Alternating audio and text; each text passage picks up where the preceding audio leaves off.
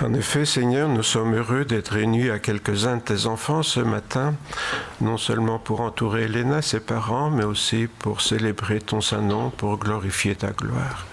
Oui, Seigneur, c'est toi notre Sauveur, notre Seigneur, et nous ne voulons jamais oublier tout ce que tu as fait pour nous. C'est pourquoi ce matin, nous sommes heureux d'être ensemble en ta présence, nous tes enfants, pour glorifier ton Saint-Nom. Seigneur, que ce culte soit agréable. Nous te demandons aussi, Père, de bénir nos frères et sœurs qui n'ont pu se joindre à nous ce matin. Nous te recommandons en particulier les malades, ceux qui sont dans le deuil ou en souffrance. Veuille les visiter, Seigneur, et qu'ils soient en communion d'esprit avec nous par ta gloire. Amen. On demandera maintenant au papa de venir jusqu'ici nous lire quelques mots qu'il a préparés pour sa fille. Tu as le choix. Ça va. Sur ton téléphone, c'est comme tu veux.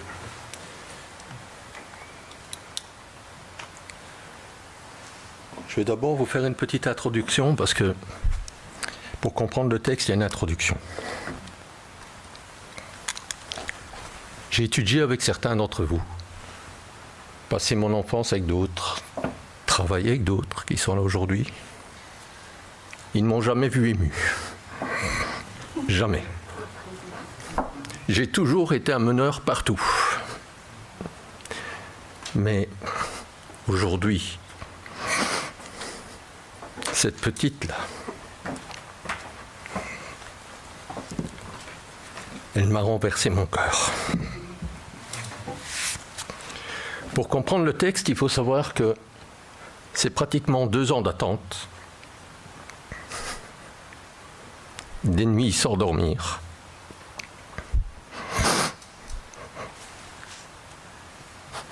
des pleurs à 8000 km et des allers-retours tous les mois vers Kinshasa.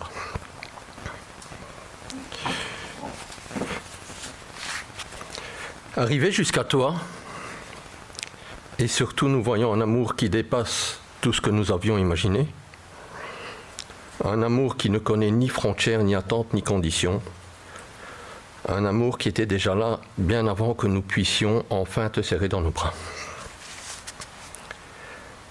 Avec le temps, nous avons compris que ton arrivée dans notre vie était bien plus qu'un heureux hasard. Nous y voyons aujourd'hui la main de Dieu, sa lumière, son infinie bonté.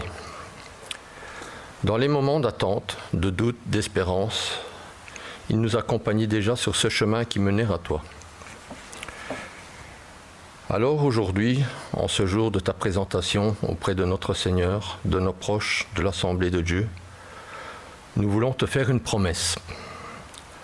Nous te promettons d'être là toujours dans tes rires, comme dans tes larmes, dans tes premiers pas, comme dans les plus grands rêves, dans chaque instant de la vie.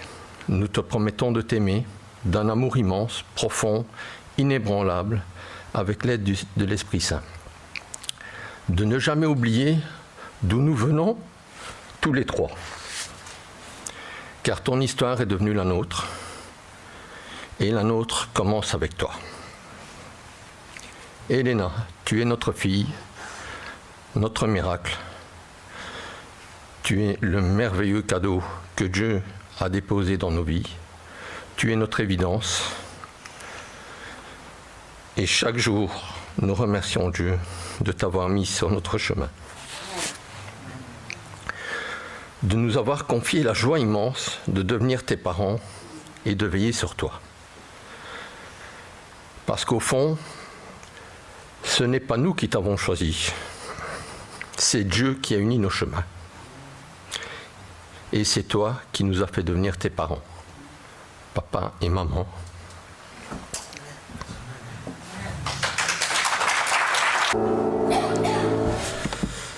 Voilà, on demandera à Kader de venir jusqu'ici, s'il veut bien, pour lire le texte qu'il a préparé pour sa filleule.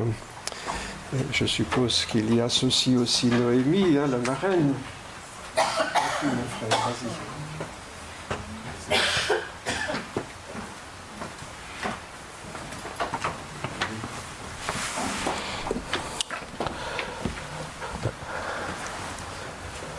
Bonjour à toutes et à tous.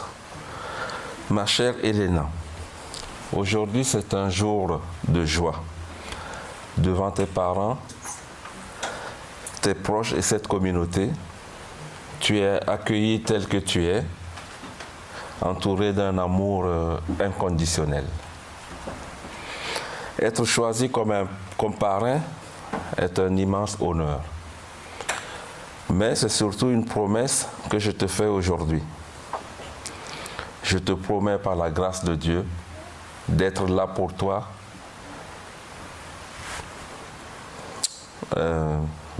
D'être là pour toi, surtout, et à chaque étape de ton chemin. Non pas pour te dire où aller, mais pour t'aider dans ta propre voie. Je te souhaite de grandir en liberté, de cultiver ta curiosité et le respect des autres. Dans la joie, nous rirons ensemble, et si le doute s'installe, ma porte et mon cœur te seront toujours ouverts. Donc je serai là pour toi, pour écouter tes questions et t'accompagner. Que ta vie, Elena, soit guidée par la lumière, la confiance et l'amour. Et sache que tu pourras toujours compter sur ton parrain.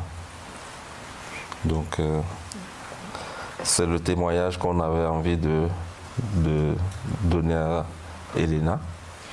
Parce qu'on sait que la vie va être pas facile. Donc, notre rôle est de l'accompagner pour tous ces moments-là. Amen. Merci. Amen. J'aimerais maintenant partager quelques réflexions pour introduire un peu ce moment. Nous allons présenter la petite Elena au Seigneur pour essayer de donner sens à ce geste que nous allons poser pour chacun d'entre nous. J'ai compris que peut-être certains sont pour la première fois venus assister à un culte protestant. Il est un peu particulier aujourd'hui, pas tellement, sinon qu'il est centré sur le sens et la portée que peut avoir une présentation d'enfant. Alors pourquoi allons-nous présenter à Elena au Seigneur? C'est un petit peu le sens de ces réflexions que j'aimerais partager avec vous en toute simplicité.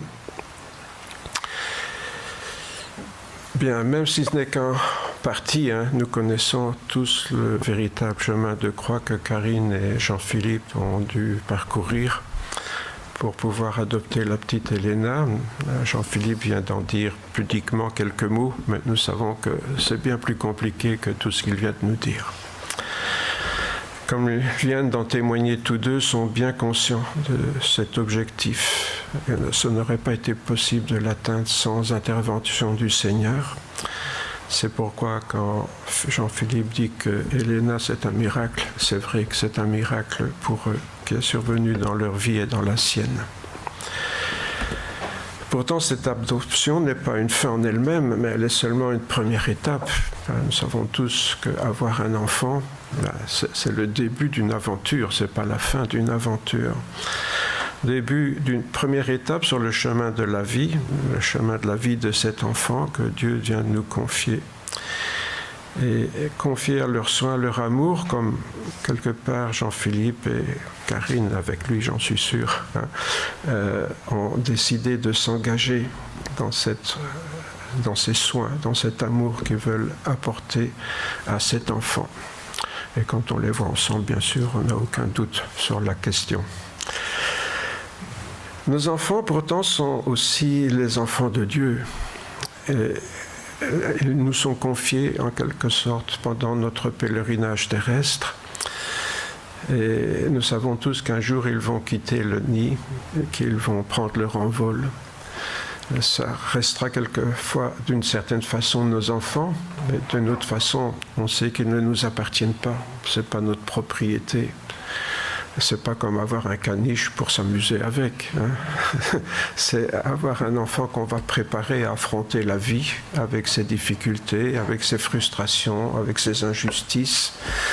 Et tout ça, bien sûr, c'est pas facile de préparer un enfant à entrer dans le chemin de la vie. On voudrait bien sûr le garder dans une bulle pour le protéger de tout. Et d'un autre côté, il faut le préparer à affronter autre chose que forcément l'amour et la gentillesse de parents aimants. Nous vivons dans un monde plein d'embûches. Ce n'est pas à vous qui avez mon âge ou un peu moins qu'il faut l'apprendre.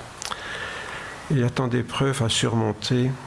Et on peut les affronter de deux façons, soit les affronter avec nos propres forces, soit les affronter avec la force que le Seigneur nous donnera. Souvent, quand je participe à une bénédiction de mariage, je cite ce passage de l'Ancien Testament qui dit « La corde à 3 brins ne se rompt pas facilement ». Et j'encourage toujours les jeunes mariés à faire ménage à 3. À faire ménage à 3, c'est-à-dire bien sûr eux deux dans l'amour, mais aussi avec le Seigneur dans leur couple. Et je crois que c'est important dans la vie d'avoir le Seigneur avec soi. Non pas qu'il n'y aura pas d'épreuves, mais on ne sera pas seul pour les affronter. Bien sûr, quand on est deux, c'est déjà plus facile que tout seul. Les veuves qui sont parmi nous savent ce que je veux dire. C'est vrai que se retrouver seul, c'est pas facile. Et être à 2, c'est déjà beaucoup mieux. Mais ça donne une idée de ce que c'est d'être à 3. C'est encore une force, un point d'appui encore plus grand pour affronter l'existence. Et en disant cela, je touche un peu à la raison de notre présence ce matin. Si on veut entourer Elena et ses parents, c'est dans le souci que le Seigneur devienne vraiment un partenaire, non seulement dans la vie de ses parents, ça nous savons qu'il l'est déjà, mais qu'il devienne aussi un partenaire dans la vie d'Elena et que très tôt, elle prenne conscience de ce privilège d'être un enfant de Dieu. Vous savez, moi qui suis devant vous, j'ai rencontré le Seigneur, j'avais 12 ans. Je ne suis pas un surhomme, je ne suis pas mieux que qui que ce soit. Mais de vivre avec le Seigneur, ça m'a permis de rencontrer aussi quelqu'un qui partageait mes convictions, avec qui j'ai pu avancer dans la vie. Et ça va faire bientôt 60 ans qu'on vit à 2, en servant le Seigneur. Si je dis ça, c'est pas pour me glorifier, c'est pour dire que plus tôt on commence avec le Seigneur, moins on traîne de casseroles derrière soi. Vous savez, quand on vient au Seigneur, quand on a déjà 30, 40, 50 ans, parfois plus, on vient au Seigneur avec des tas de problèmes que le Seigneur va nous aider, bien sûr, à assumer, mais ces problèmes, ils sont là. Le mieux, c'est de les éviter. Et pour les éviter, le mieux, c'est de commencer avec le Seigneur. C'est pour ça que présenter un enfant au Seigneur, c'est un acte important. Et peut-être vous vous demandez, vous posez la question, pourquoi une présentation d'enfant et pas un baptême ? Beaucoup d'églises pratiquent le baptême d'enfant, bien sûr, et le baptême, ils le confirment au moment où ils arrivent à l'âge de raison, vers 12-13 ans. On ne critique pas du tout cette manière de faire, mais on préfère faire comme Jésus a fait. Jésus a été présenté à Dieu alors qu'il avait 8 jours dans le temple à Jérusalem. Ses parents sont venus au temple et l'ont présenté à Dieu. Le récit nous est fait dans l'évangile de Luc, je vous renvoie à ce récit. Mais Jésus a pris le baptême à 30 ans avec Jean-Baptiste dans les eaux du Jourdain.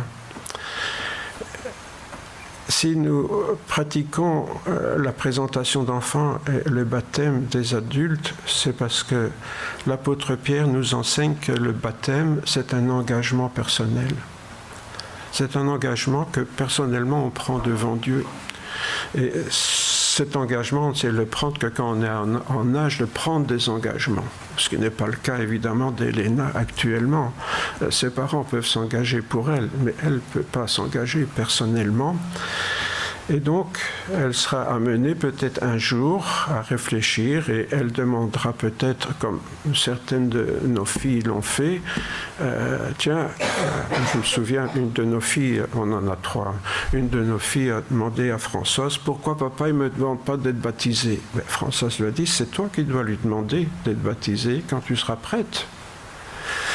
Et donc le jour où Elena sera prête, peut-être qu'elle demandera à Karine ou à Jean-Philippe, j'aimerais bien prendre le baptême. Alors ça sera le moment peut-être de le faire. En attendant, nous voulons la présenter au Seigneur pour que Dieu veille jusqu'à ce moment où elle aura cette idée, à cœur, dans son cœur, de demander elle-même à être baptisée. Et pour cela, bien sûr, il faut ce matin demander la grâce du Seigneur sur elle. Je viens de parler de ce que dit l'apôtre Pierre, je vous le cite ici rapidement. Cette eau est une figure du baptême qui n'est pas la purification des souillures du corps, c'est l'apôtre Pierre donc qui parle là, mais l'engagement d'une bonne conscience envers Dieu qui maintenant vous sauve vous aussi par la résurrection de Jésus-Christ. Donc l'apôtre Pierre, dans une de ses lettres, écrit cela. Le baptême, c'est un engagement, l'engagement d'une bonne conscience envers Dieu, ce qu'évidemment on ne peut faire que quand on est en âge de pouvoir le faire. Le baptême donc implique un engagement à la fois moral et spirituel, donc dont un petit bébé, un petit enfant comme Elena n'est pas encore capable. Un petit détail en passant, c'est que le mot baptême vient du grec baptizo, qui signifie plonger dans l'eau. C'est pas un mot religieux, baptizo. Je le dis souvent avec un peu d'humour. Aujourd'hui, les dames en Grèce, elles baptisent leurs pommes de terre tous les jours. Elle les plonge dans l'eau pour les laver. Ce n'est pas un mot spécialement religieux, vous voyez, c'est plonger dans l'eau. C'est aussi pour cela que, comme Jésus l'a fait, il a été baptisé en étant plongé dans les eaux du Jourdain, et nous pratiquons le baptême dit par immersion, c'est-à-dire on plonge les gens dans l'eau. Ça fait toujours un peu bizarre quand les gens viennent assister à un baptême. Le baptistère est là en dessous. Voilà. Mais les gens, ça paraît parfois étonnant quand ils ne sont pas habitués. Mais tout simplement, il faut connaître la signification du baptême. Le baptême, c'est assez curieusement un enterrement symbolique. Bon, alors, on ne pourra pas enterrer les gens dans la terre et les ressortir parce que ça, ils risqueraient de rester dans la terre, bien morts. Mais on les plonge dans l'eau, et quand on plonge quelqu'un dans l'eau, c'est comme s'il enterrait une vie qu'il a menée sans Dieu. Et quand il ressort de l'eau, c'est comme une résurrection, il sort pour une nouvelle vie avec Dieu. Donc ce geste plongé dans l'eau et ressortir de l'eau, c'est un enterrement symbolique d'une vie sans Dieu, et d'une nouvelle vie que l'on commence avec le Seigneur Jésus. C'est donc à l'âge de raison qu'un enfant devra décider s'il veut s'engager dans les eaux du baptême ou pas. En attendant, bien sûr, il se trouve, comme tout enfant, sous la protection de ses parents. Ce sont ses parents qui vont veiller sur lui, comme Philippe vient de s'engager devant nous il y a quelques instants. Et c'est bien sûr important.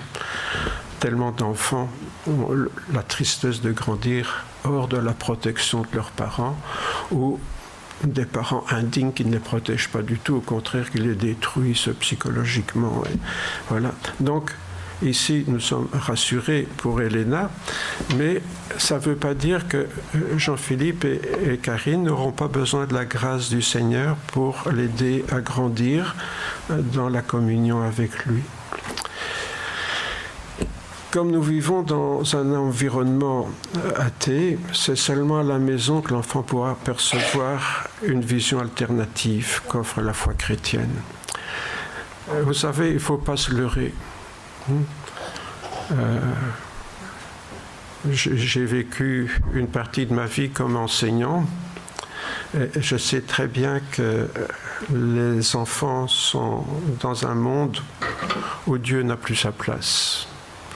Si vous en doutez, vous avez qu'à écouter les nouvelles à la télé ou regarder la télévision. Et tout le monde dit, mais où est Dieu dans tout ça ? Dieu a cette folie de respecter la liberté de l'homme. Le problème, c'est qu'on aimerait qu'il respecte notre liberté, mais qu'il entrave la liberté des autres, ceux qui ne nous plaisent pas. Oui.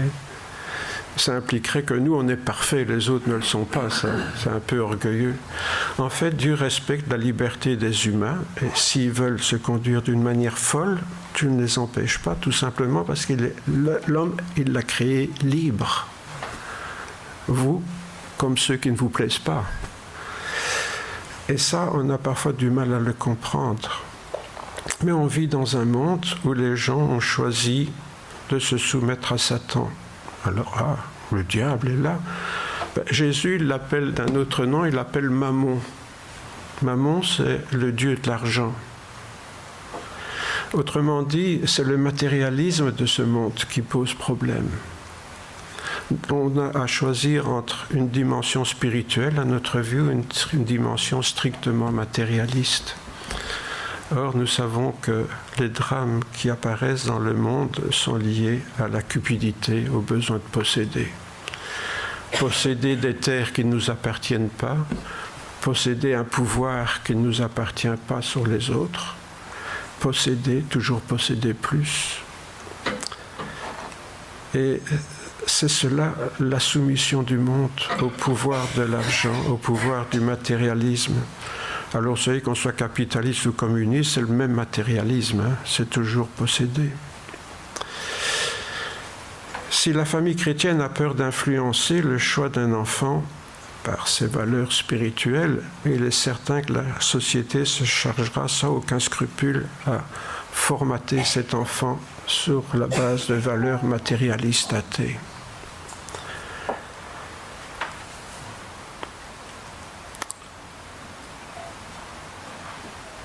Il n'y a rien à faire.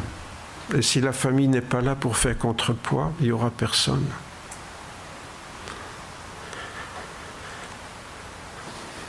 L'apôtre Paul disait aux chrétiens d'Éphèse, « Enfants, obéissez à vos parents selon le Seigneur, car cela est juste. Et vous, parents, n'irritez pas vos enfants. » Autrement dit, il n'est pas question de dresser nos enfants comme on dresse un animal, hein. Mais élevez-le en le corrigeant. Ça ne veut pas dire le frapper, mais redresser ce qui est tordu, c'est ça, corriger. Hein. Quand on corrige une rédaction, c'est parce qu'il y a des fautes. Hein, voilà. Et en l'instruisant selon le Seigneur. Ça, c'est le rôle des parents. Et l'apôtre Paul y ajoutera aussi à son disciple Timothée, « Toute écriture est inspirée de Dieu et utile pour enseigner, pour convaincre, pour corriger, pour instruire dans la justice, afin que l'homme, ou l'enfant bien sûr de Dieu, soit à la hauteur, parfaitement équipé pour toute œuvre bonne. » Les principes spirituels que nous trouvons quand on écoute Jésus, c'est tout à fait contraire à tout ce qu'on nous dit dans le monde actuel. Tout nous encourage à nous mettre en valeur, à être les premiers en tout, à être plus forts que les autres. Être fort, ça veut dire grimper sur la tête des autres. Vous savez, il suffit de voir ce qui se passe dans toutes les entreprises. Il y a des amis, oui, mais plus quand le travail est en jeu. Là, il n'y a plus d'amis. Nos enfants donc sont dans un monde foncièrement anti-religieux ou, le contraire, empreint de fanatisme religieux. Pourquoi ? Parce que la religion est souvent pire que l'athéisme. Il faut bien le reconnaître. Les pires horreurs actuellement dans le monde se font au nom de la religion. Donc, il ne faut pas croire que ce matin, je présente la religion comme un idéal. Je parle de la foi en Jésus, c'est-à-dire la soumission aux principes que Jésus nous a enseignés, des principes d'amour. Si on te frappe sur la joue droite, présente l'autre. Celui qui se sert de l'épée périra par l'épée, etc. C'est tout le contraire de ce qu'on entend aujourd'hui, œil pour œil, dent pour dent. Ça, c'était la loi humaine qui était déjà présente dans l'Ancien Testament. Nous vivons donc dans un monde où il y a deux extrêmes, soit un sentiment anti-religieux, soit le contraire, le fanatisme religieux, où la religion finalement essaye de tout diriger, y compris la politique. Or, la politique et la religion n'ont jamais fait bon ménage. Jésus a dit à Pilate, « Mon royaume n'est pas de ce monde, c'est un royaume spirituel. » Les Juifs attendaient de Jésus qu'il prenne le pouvoir et qu'il chasse les Romains hors de leur pays. Jésus a refusé, il dit « Mon royaume n'est pas d'ici-bas, mon royaume est un royaume spirituel ». Or, actuellement, beaucoup de chrétiens, même des chrétiens évangéliques, prétendent établir un royaume matériel. Ils font de la politique et approuvent la guerre et les massacres. Regardez de l'autre côté de l'Atlantique, suivez mon regard et vous comprendrez ce que je veux dire. Chrétiens ou non, donc bien des gens opposent la foi à la science actuellement. Vous savez, j'ai été professeur de religion, j'ai aussi été pendant bien des années professeur de maths, de chimie, de biologie dans une école normale. Et puis vous voyez, j'ai mal tourné, j'ai fait de la théologie et je suis devenu pasteur. Bon, ben, faut me pardonner. Voilà. Maintenant, je parle du Seigneur Jésus. Mais je n'ai rien oublié de mes cours de sciences. Et je vois des élèves, j'ai vu longtemps des élèves qui sortaient du cours de sciences, qui venaient au cours de religion, et qui me disaient, mais alors Dieu n'existe pas, hein, parce qu'on leur a parlé de l'évolution. Ça n'a strictement rien à voir. Cela n'a guère de sens, puisque la science et la foi exercent leurs compétences dans des domaines différents. Or, le problème, voyez-vous, c'est comme je viens de le dire, les religieux sont aussi dangereux que les athées. Et quand je dis aussi, c'est souvent plus dangereux que les athées. Le rôle de la science, c'est quoi? C'est de décrypter les lois de la nature, des lois, je vous fais remarquer, que Dieu a créées, hein, et d'expliquer les choses. Et c'est ainsi que la science a pu découvrir quand le monde a été créé, il y a 13 milliards 800 millions d'années, et comment il a été créé à partir de ce qu'on appelle le Big Bang. Enfin, bon, c'est une caricature un peu, mais voilà. Et on sait que depuis lors, il y a eu l'expansion de l'univers, l'apparition de la vie, l'évolution, et puis il y a nous. Bon. Ça, on ne peut pas le nier. Et surtout depuis le décryptage du génome humain, on suit l'évolution pas à pas, comme dans un livre ouvert. Donc nier des évidences scientifiques au nom de la religion est tellement ridicule que ça ridiculise la foi chrétienne. Or, actuellement, on voit des pasteurs qui se mêlent de faire de la science alors qu'ils n'y connaissent strictement rien. La foi, au contraire, comme la philosophie, elle est là pour trouver un sens à notre vie. Elle n'est pas là pour raconter comment le monde existe. Ça, c'est la science qui s'occupe de ça. On sait juste que Dieu est à l'origine de tout. Mais c'est tout. Le choix, c'est toujours entre Dieu et le hasard. Mais le hasard est un principe philosophique. Alors, pourquoi pas Dieu autant que le hasard? C'est un choix philosophique, ça, c'est pas un choix scientifique. Donc, la philosophie, ou la foi chrétienne, ou autre d'ailleurs, est là pour donner un sens à notre vie, pour dire pourquoi des choses, qu'est-ce qu'on fait sur la terre, quel est le sens de notre vie ici-bas. Ça, c'est le sens que les religions ont à donner à la vie. Alors, certaines le font mieux que d'autres. Nous sommes chrétiens, évidemment, nous pensons que c'est la bonne manière, mais d'autres sont musulmans et pensent que c'est la leur qui est la bonne manière. Bon, s'ils ne voulaient pas tuer tout le monde pour imposer leur foi, il n'y aurait pas de problème. Mais vous savez, les chrétiens aussi ont massacré des musulmans pour les obliger à croire comme eux. Donc, vous savez, là, on voit que les religions se valent toutes. Pourquoi? Parce que la religion, c'est ce qui reste quand il n'y a plus la foi. Vous voyez? Les rites religieux. Mais la foi, la relation avec Jésus est perdue. Et quand la relation avec Jésus est perdue, l'amour de l'autre est perdu. Et on retombe dans des principes politiques, c'est le plus fort qui gagne. Et donc, la philosophie et la religion sont là pour donner un sens à notre vie. Quel sens? Les chrétiens donnent un sens qui est bien particulier, qui est celui de marcher dans les voies du Seigneur Jésus, avec la force qu'il nous donne par son Esprit Saint. Mais une chose est certaine, c'est que la foi et la science répondent à des questions différentes. La science, c'est pour dire quand, comment, et la religion, la foi, c'est pour dire pourquoi, pour qui on est là. Ce ne sont pas les mêmes questions. Autrement dit, Comme disait ma grand-mère qui était une fermière, si chacun reste chez soi, les vaches seront bien gardées. Autrement dit, si la science s'occupe de science et pas de religion, et si la religion s'occupe de religion et pas de science, il n'y aura jamais de problème. Le problème, c'est quand on mélange tout. Or, je vous parlais des enfants qui sortent du cours de science et qui me disent « Ah oui, mais le prof nous a dit qu'il faut être fou pour croire dans la Bible parce qu'il y a eu le Big Bang, etc. » La Bible ne dit pas le contraire. Elle dit que Dieu est à l'origine de toutes choses. Parce qu'avant le Big Bang, qu'est-ce qu'il y avait?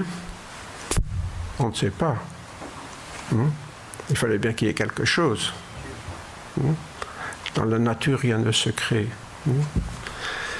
Tout se transforme. Donc, qu'est-ce qu'il y avait avant le Big Bang? On ne sait pas. Voilà. Nous qui sommes chrétiens, nous disons c'est Dieu. Les autres disent on ne sait pas, c'est le hasard. Alors, il y a toutes sortes de théories, les univers multiples, etc. Bon, je ne vais pas vous faire un cours là-dessus ce matin. Mais, autrement dit, la science nous parle de ce qui est prouvé. Et la religion nous parle de ce qu'il faut croire. Ce n'est pas du tout le même domaine. Dès le moment où la science se mêle de nous dire ce qu'il faut croire, elle sort de son domaine. Et lorsque la religion nous dit qu'il faut croire seulement ce qui est prouvé, elle se trompe aussi. Même un athée doit admettre que si Dieu existe, il est nécessairement dehors de l'espace-temps. Pourquoi? Parce que si Dieu faisait partie de l'espace-temps, il ferait partie de la création, il ne serait pas le créateur. Donc forcément, s'il y a un Dieu qui existe quelque part, il devait exister avant que l'univers n'existe. Et ça, c'est ce que la Bible nous enseigne finalement, que Dieu existait avant toute chose. Il existe en dehors de notre dépasse-temps. Mais ça veut dire quoi? Ça veut dire qu'il échappera toujours à toute démonstration scientifique. Parfois on nous dit, mais comment vous pouvez prouver que Dieu existe? Mais si je pouvais prouver que Dieu existe, c'est parce qu'il ferait partie de la création. Il ne serait plus Dieu. Il serait une créature comme une autre. Donc c'est tout à fait absurde. Donc Dieu échappera toujours à toute démonstration. Pourtant, la science qui étudie tout ce qui est démontrable est donc limitée à ce qui est dans notre espace. Elle ne peut pas étudier autre chose que ça. Donc dès le moment où on parle de Dieu, on sort d'un domaine qui échappe complètement à la science. J'insiste là-dessus ce matin. Pourquoi? Parce que Elena, dans peu d'années, quand elle commencera à aller à l'école, elle sera confrontée à ça. Ma petite fille, à 5 ans, elle est revenue de l'école en disant « Ah, mais la maîtresse, elle a dit que la Lune, c'est une partie de la Terre qui s'est détachée, mais que les chrétiens disent que c'est Dieu qui l'a créée et il faut respecter ce que disent les chrétiens. » Traduisez en clair, il y a deux sortes de gens, les gens intelligents et les crétins. Qu'on appelle les chrétiens. Vous voyez? À 5 ans. Donc, je vous préviens, à 5 ans, c'est ce que Elena entendra. C'est pour ça que je vous en parle ce matin. Un chrétien, en fait, n'a jamais à choisir entre la foi et la science. Les scientifiques, s'ils sont honnêtes, ils disent ce qu'ils ont découvert, les lois de la nature, ce qu'ils ont découvert, voilà. C'est pas forcément tous des menteurs et des fake news, comme disent beaucoup de pasteurs. Beaucoup de pasteurs font passer tous les scientifiques pour des gens malhonnêtes. C'est ça qui est malhonnête. C'est ces a priori un peu stupides, là. Le problème commence quand la religion prétend donner des explications scientifiques. La Bible n'est pas un livre de science. La Bible est un livre de foi. La Bible n'est pas là pour dire comment Dieu a créé. La Bible est là pour nous dire que c'est lui qui est au début de toutes choses. Mais comment les choses se sont faites, la Bible ne le dit pas. La science prétend expliquer ce qui relève du domaine spirituel. Elle fait le contraire, elle s'occupe de religion alors qu'elle ne devrait pas le faire. Vous voyez, c'est là le problème. Et il faut être très attentif à ça, pas seulement pour nos enfants, mais pour nous-mêmes. Chacun doit rester dans son domaine de compétence. Que les pasteurs fassent de la théologie et les scientifiques de la science et tout ira bien. Mais si on commence à se mêler du domaine qu'on ne connaît pas, Moi, j'en parle à mon aise parce que j'ai été dans les deux domaines. Bon, je suis ingénieur agronome au départ, donc j'ai étudié les sciences et j'ai étudié la théologie. Et j'ai très bien compris où est le problème. C'est quand on passe d'un domaine à l'autre sans compétence. Le rôle des parents, donc, ça sera toujours d'exercer le discernement de l'enfant. Apprendre son enfant à voir où ça cloche. Quand on te dit ça, pourquoi c'est faux? Pourquoi c'est vrai? C'est ça qu'il faut apprendre à un enfant, c'est à réfléchir. Qu'il ne confonde pas le rôle de la science et le rôle de la foi, ou celui de la religion, mais j'aime pas trop ce mot-là, parce que je viens de vous le dire, la religion, ça peut être la pire des choses. La foi, c'est quelque chose d'intérieur, une relation personnelle avec Dieu. La religion, c'est ce que les hommes en font.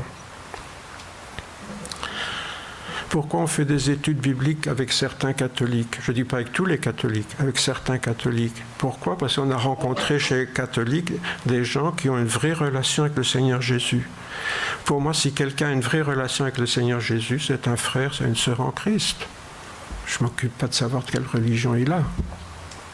Vous voyez? Ils devront donc apprendre à leurs enfants à résister à toutes les manipulations intellectuelles, aussi bien scientifiques, quand ils veulent se mêler de religion, et aussi bien religieuses, quand ils veulent se mêler de science et qu'ils n'y connaissent rien. Ce n'est pas facile car l'enfant de parents chrétiens risque fort d'être tiraillé entre son école et son église. Vous savez, c'est l'occasion de réfléchir pourquoi est-ce que nos enfants quittent nos églises. Ben parce qu'on leur a menti à l'église. On a voulu leur faire croire des choses scientifiques comme si c'était la foi chrétienne, alors que c'était des âneries scientifiques. Alors forcément, quand un enfant doit choisir entre ce qui est prouvé et ce qu'il faut croire, s'il n'est pas complètement lobotomisé, qu'est-ce qu'il va choisir, croyez-vous? Ce qu'il faut croire ou ce qui est prouvé? Alors je viens de vous dire, actuellement, il y a des choses qui sont prouvées. Alors si la religion vient dire que ce n'est pas vrai, on va dire qui est-ce qui se trompe? C'est le pasteur qui se trompe, ou le curé, ou je ne sais pas moi. Réfléchissons à cela, mes frères et sœurs. Nos enfants sont partagés. À l'école, il sera parfois confronté à des enseignants qui manquent de théologie, de déontologie, et qui veulent laisser entendre qu'il faut être stupide pour lire la Bible et croire en Dieu. Il ne va pas le dire directement, hein, bien sûr, mais il va le laisser entendre très clairement qu'il faut être stupide pour être croyant. Et à l'Église, il va entendre qu'il faut être un hérétique pour croire ce que la science raconte. Vous voyez? Alors qu'est-ce qu'il va choisir, l'enfant? On va la partager. Et nous, parents, si on ne l'aide pas à choisir, qui est-ce qui le fera? Personne.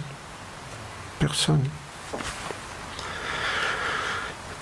Autrement dit, à l'église, l'enfant risque d'être confronté à des moniteurs d'école du dimanche ou que sais-je, de jeunes, ou à des pasteurs qui sont incompétents et qui vont lui affirmer que les scientifiques sont des menteurs.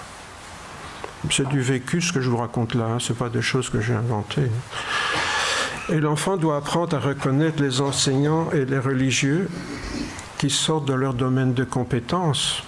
De pouvoir dire à un prof, ça c'est pas à vous à le dire, et dire au pasteur, ça c'est pas à vous à le dire. Mais il ne pourra pas le faire si les parents ne sont pas derrière lui. La présentation d'un enfant, donc ce matin, engage les responsabilités des parents, et parrains et marraines bien sûr, au niveau de l'apprentissage de ce discernement. Et c'est pas rien. Apprendre à un enfant à discerner ce qui est vrai et ce qui est faux, alors qu'on vit dans un monde de fake news actuellement, de plus en plus. Des fake news qui tournent en boucle, parce que si vous posez une question à l'intelligence artificielle, il va comprendre qu'est-ce que vous avez derrière la tête, et il va vous envoyer vers tous des trucs qui pensent exactement comme vous. Et on va commencer à raisonner en cercle, on va perdre tout discernement. Ils présentent donc leur enfant au Seigneur, c'est pour demander son aide face aux difficultés de la tâche qui les attend. Et donc ce matin, pour Karine et Jean-Philippe, c'est vraiment un engagement qu'ils ont pris, mais qui est difficile de veiller sur un enfant actuellement, de lui apprendre à voir clair dans le monde dans lequel nous vivons. Bien enseigner les principes spirituels de la parole de Dieu. Les principes spirituels, pas un règlement. Ah, tu peux pas. Ça, c'est la loi, ça. C'est pas la Bible, ça. C'est, oui, l'Ancien Testament, d'accord, mais pas le Nouveau. Hein? Dans le Nouveau Testament, il faut apprendre des principes spirituels. On fait les choses par amour, parce qu'on sera puni si on le fait pas. Donner l'exemple d'une foi vécue, sans faux semblant. Comme vous l'avez compris, j'ai été professeur de religion. Et vous savez, il n'y a pas besoin de poser des questions à l'enfant pour savoir comment fonctionnent ses parents. Hein. Il suffit de voir comment l'enfant parle, ce qu'il dit, ses idées et tout ça. Et on sait qu'il ne les a pas péchés comme ça vient de chez lui. Hein. Et si les parents enseignent, faites ce que je te dis, mais faites pas ce que je fais, ben voilà. Il ne va pas aller très loin. Protéger contre les dangers de la corruption de la foi. Parce que la foi est bien souvent corrompue dans diverses religions. Pourquoi il y a tellement de religions chrétiennes? Ils ont tous raison entre nous. Ben non, chacun interprète à sa façon. Pourquoi? C'est facile à comprendre, c'est toujours la même chose, la soif de pouvoir. Et la religion est un centre où on peut chercher le pouvoir facilement parce qu'on a des gens qui sont gentils, qui sont bien disposés, et quelqu'un qui a soif de pouvoir, il est comme un poisson dans l'eau dans l'Église. Oui. Restez attentifs à tous ceux qui enseigneront nos enfants. Surveillez ce que nos enfants leur disent à l'école. Surtout quand ils sont petits, après, ils apprennent à réfléchir, mais quand ils sont petits, c'est de la pâte à modeler. Il faut vraiment surveiller tout ce que nos enfants leur racontent à l'école. Eh bien, c'est pas facile, hein, Karine et Jean-Philippe, tout ça. Je sais par expérience. C'est parce que je suis aussi parent et qu'on a vécu ça avec nos propres enfants que je vous en parle ce matin. Le proverbe dit « Initie l'enfant à la voie qu'il doit suivre, et même quand il sera vieux, il ne s'en écartera pas. » C'est ce que je vous disais tout à l'heure. Si on peut démarrer dans sa vie chrétienne sans traîner des casseroles derrière soi, c'est beaucoup plus facile d'aller loin. Ça ne veut pas dire qu'il n'y a pas de problème. Hein. Demandez à ma femme, j'ai un caractère parfait, un vrai ange. Ouais. Les pasteurs sont des hommes comme les autres, vous savez. Ah oui, entre parenthèses, pour ceux qui ne connaissent pas la différence entre les pasteurs et les prêtres, un prêtre est un intermédiaire entre Dieu et les hommes. Il est vicaire de Jésus-Christ sur la terre, donc il a pouvoir pour pardonner les péchés, pour changer l'eau en vin, etc. Et voilà. Et il a des pouvoirs que Dieu lui donne parce qu'il est un intermédiaire entre Dieu et les hommes. Le pasteur n'est pas un intermédiaire, il est un chrétien comme un autre qui a reçu un ministère de la parole. C'est tout. C'est pas un intermédiaire. J'ai pas de pouvoir, aucun pouvoir. Le seul pouvoir que nous avons en tant que chrétiens, c'est l'Esprit Saint qui est dans nos vies et l'obéissance à sa parole, en tout cas la compréhension de sa parole. L'apôtre Paul dira « Je garde le souvenir de la foi sans hypocrisie qui est en toi, foi qui habita d'abord dans ton aïeul Loïs et dans ta mère Eunice, comme j'en suis persuadé, elle habite désormais en toi. » J'aime bien ce passage. Pourquoi? Parce que l'apôtre Paul se réjouit pour Timothée, qui est un jeune homme, parce que la foi qu'avait Timothée, sa maman l'avait eue avant lui, et même sa grand-mère l'avait eue avant lui. Et là, on voit l'importance des mamans souvent dans la foi des enfants. C'est bien quand les femmes vont à l'église, les hommes n'y vont pas. Hein, bon. Mais les femmes ont un rôle souvent important parce qu'elles ont l'art de parler au cœur des enfants. Vous savez, les hommes, c'est des raisonneurs. Voilà, ça c'est bien, ça c'est mal, etc. Et une maman, elle parle au cœur de l'enfant. Et ça souvent, c'est beaucoup plus efficace que des règlements. Ne vous y trompez pas aussi, les mauvaises compagnies corrompent les bonnes mœurs. Surveillez les fréquentations de nos enfants, c'est important. La Bible est pleine de bons conseils, je vous en donne quelques-uns en passant comme ça. Mais en tant que parents, finalement, on est missionnaires dans notre propre famille. Si nous sommes chrétiens, nous sommes missionnaires dans notre propre famille. Alors on peut être missionnaire ou démissionnaire, bien sûr, si je peux me permettre ce mot-là, mais vous comprenez ce que ça implique.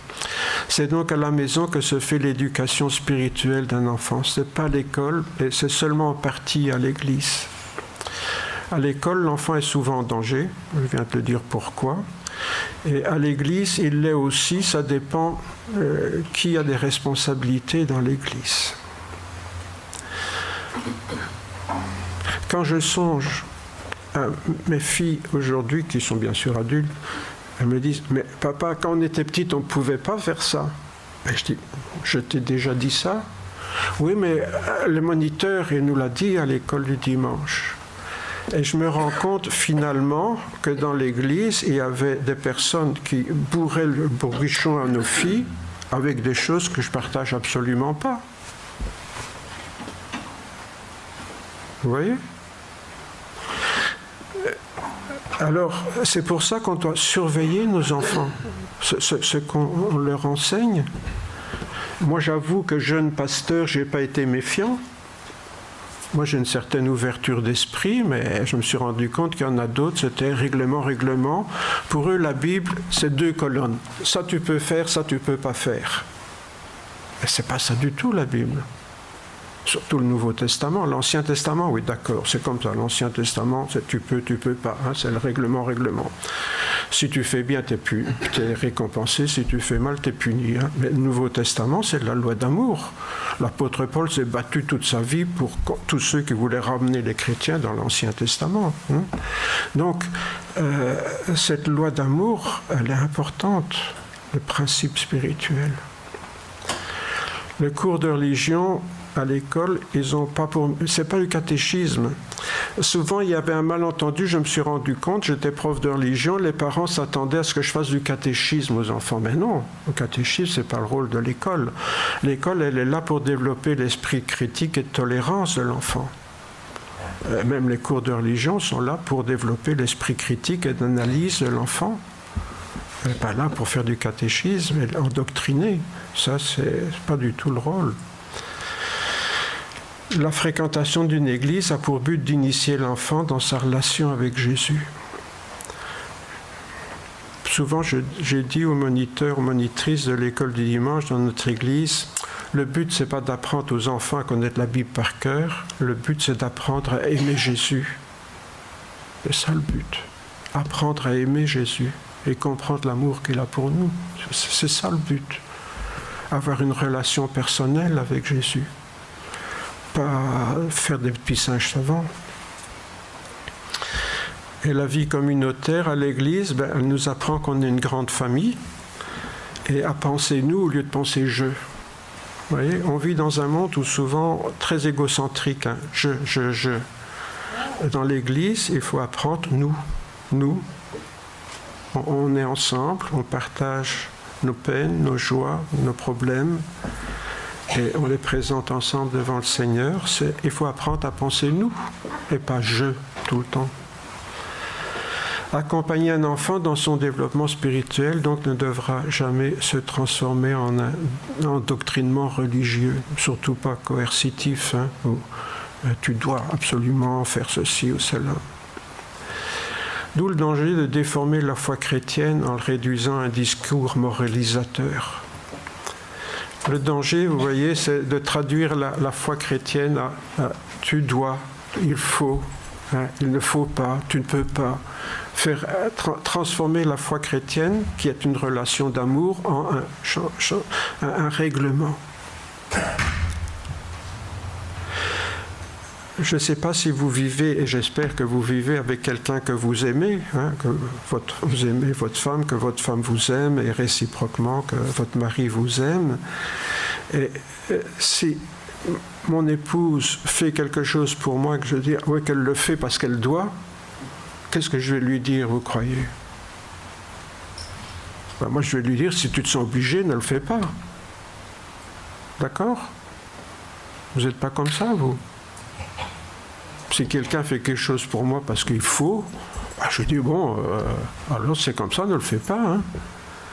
Et on enseigne à nos enfants que la religion, c'est ça. Il faut, tu dois. Et Dieu dans le ciel, qu'est-ce qu'il pense? Ben, c'est pas ça que j'ai envie, moi. J'ai envie qu'on fasse des choses parce qu'on m'aime, pas parce qu'il faut. C'est ça qu'on doit apprendre à nos enfants. On doit encourager l'enfant donc à agir de façon désintéressée par amour d'autrui. Hein. L'amour agapé, c'est ça, hein. Aimer l'autre, pas en fonction de ce qu'on peut avoir de l'autre, mais parce que tout simplement il est ce qu'il est.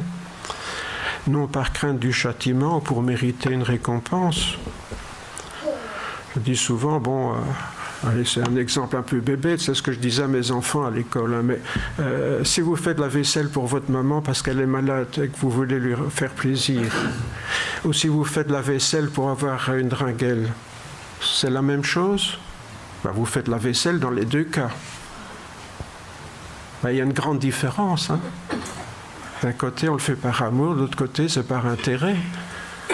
Et on enseigne aux enfants le mérite. Alors, si vous faites ça, Dieu va vous récompenser.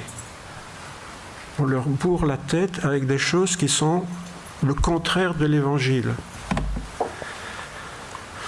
C'est l'occasion de rappeler donc que la foi chrétienne, ce n'est pas une croyance en Dieu, hein, mais c'est une relation de confiance. La foi, c'est quoi? Ben, c'est faire confiance, tout simplement. Faire confiance, ça implique de l'amour entre les personnes. Amener son enfant, donc vivre cette relation d'amour, un amour confiant avec le Seigneur, devrait être l'objectif spirituel donc de tous les parents chrétiens responsables. Si cette relation existe, la question de l'existence de Dieu ne se pose plus, évidemment. Quand on a une relation avec quelqu'un, une relation d'amour, on ne se pose même plus la question de savoir si cette personne existe ou pas. C'est pour ça que c'est tellement important d'amener quelqu'un à avoir une relation avec le Seigneur. Parce que si quelqu'un me disait... et qui ne m'a jamais vu, hein, et qui me dit « Oui, mais qu'est-ce qui me prouve que tu es marié avec Françoise ?» Qu'est-ce qui me prouve? Je dois sortir mon carnet de mariage, ou je ne sais pas, je pourrais. Ouais. Bon. Mais je trouve que c'est une question absurde si on me dit que je dois prouver que ma femme existe. On a fait 3 filles ensemble quand même. On n'aurait pas eu les enfants si on n'avait pas de relation l'un avec l'autre. D'accord? C'est la même chose avec Dieu. Quand on a une relation avec Dieu, on trouve idiot qu'on nous demande mais qu'est-ce qui prouve que Dieu existe? Souvent on ne sait pas quoi répondre parce que ça nous paraît tellement absurde que beaucoup de chrétiens qui vivent cette relation d'amour avec Dieu, ça leur paraît bizarre de devoir prouver que Dieu existe parce que pour eux c'est tellement évident qu'ils ne savent pas quoi dire.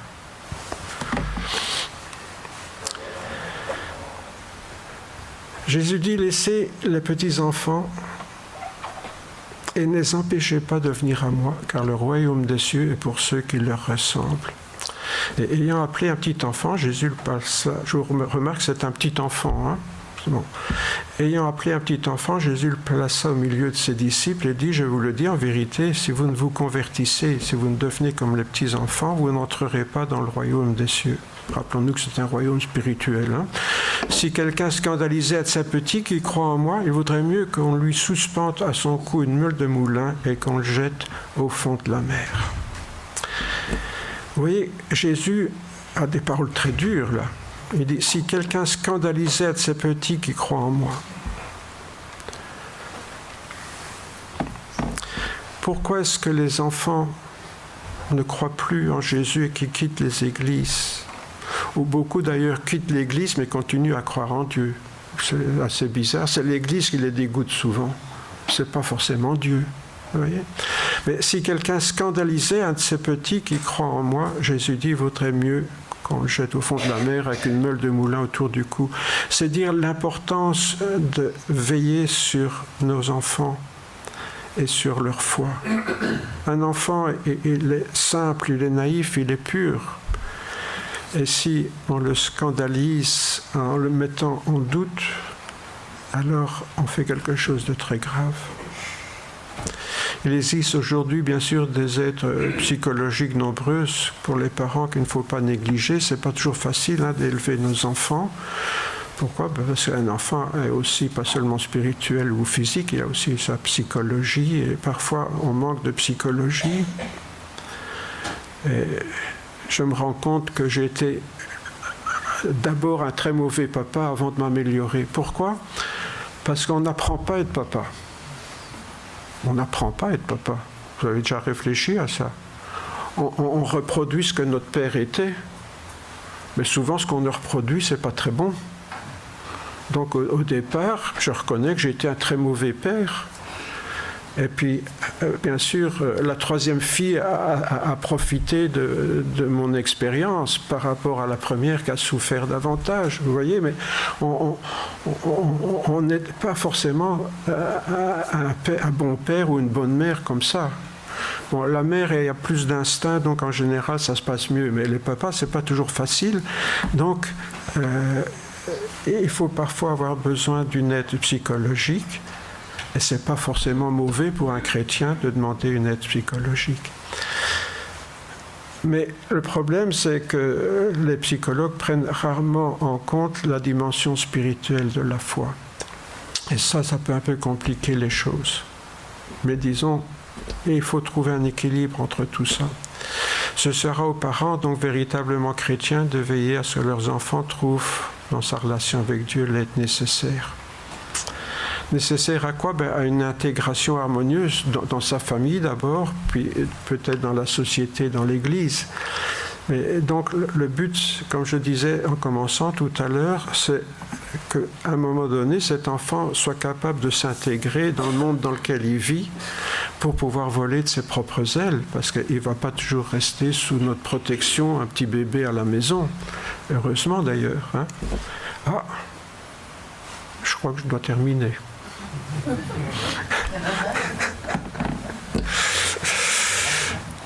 Oui. Vous aurez compris ma pensée ce matin, je pense. On va demander au Seigneur de nous aider avant de continuer.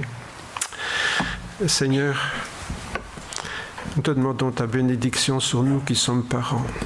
Seigneur, je confesse que je n'ai pas toujours été ce que j'aurais dû être en tant que parent.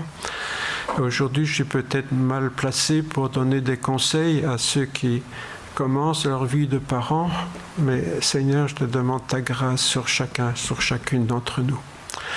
Seigneur, tu sais que nous ne sommes que des humains qui vivons dans ce monde avec parfois un passif difficile à assumer. Mais nous te demandons ta grâce, Seigneur, ta grâce toute particulière ce matin sur chacune et chacun d'entre nous. Nous le ferons, Seigneur, pour Jean-Philippe et Karine, mais nous le faisons pour nous-mêmes aussi, Seigneur. Nous tous qui sommes là ce matin, qui avons des enfants, te demandons ta grâce pour être ce que tu veux que nous soyons avec eux, que nous fassions preuve de sagesse, que nous fassions preuve d'équilibre, d'avoir, Seigneur, une attitude, un enseignement équilibré avec nos enfants, de ne pas sombrer dans peut-être le doute de l'athéisme et du matérialisme, et de ne pas sombrer non plus dans le fanatisme religieux. Donne-nous de trouver cet équilibre dans le monde où nous vivons. C'est vraiment la grâce que te demandons, Père, dans le nom de Jésus ce matin. Amen.